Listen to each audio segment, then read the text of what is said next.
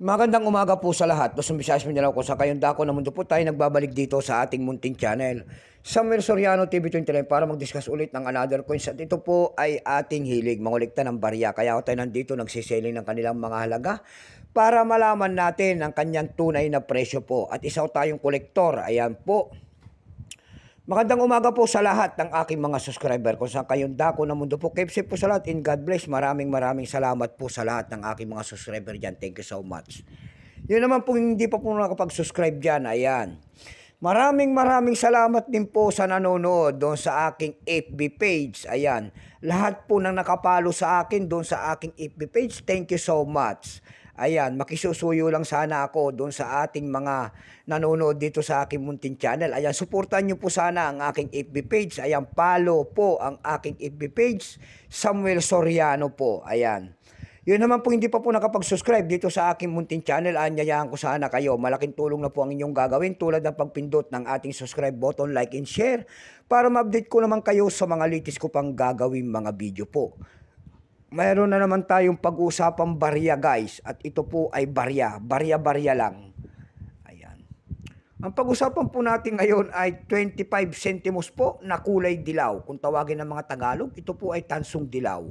Ito po ay wala ng halaga, tinatapon na sa kalsada. Pagkatalikod po natin ay makikita naman natin ang year 1993 ang pagtatag ng ating Bangko Sentral. Hindi cutwheel po, diyan po bumabase ang ating mga kolektor kung anong reverse o die ang isang coins. Bago tayo magsimula sa ating talakayan, kilalanin mo muna natin siya bago natin malaman ang kanyang presyo. Issue po, Philippines po, period Republic 1946 up to date po, type standard circulation coins. Years 1995 hanggang 2003. Ayan. 1995 hanggang 2003 at ito po ay hindi namamagnet.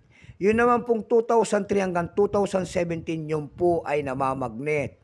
Binukod po ang bawat isa at ibang materialis ang mga ginamit. Ayan. Pero totally ang years nito ay magmula 1995 hanggang 2017 po. Ito po ay nakapaloob po sa BSP series. Value nito 25 centimos po. Currency piso 1967 up to date po.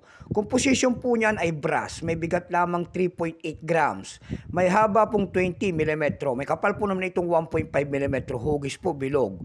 Orientation nito ay medal alignment. Number N-1682. Reference number KM-271. Ito pong year 2000, ito po ay 14% lamang. Wala pa pong maipakita ang ating Bangko Sentral kung ilang pirasong ginawa sa barya na ito. Pero may price na po ito doon sa ating numista. Yung kanyang very fine ay 13, extra fine 36, almost uncirculated 22. Uncirculated nito ay 49 pesos na. Dako naman tayo sa kanyang presyo. Ayan. Doon sa ating EB.com, nakakita ko tayo nagbebenta doon ng $4. Meron na rin tayo nakita doon na $3.49. Nasundan po yan ng $2.99. Yung pinakamalit na bintahan doon ay $1 po.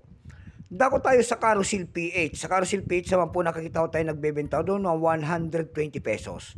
Nasundan po yan ng 90 pesos. Yung pinakamalit po ay 80 pesos. Ayan lamang po ang ating may babahaging kanyang presyo. Sagad na. So hanggang dito na lamang po. Luzon, Visayas, Mindanao. Kung sa kayong dako na mundo po. Keep safe po sa lahat and God bless.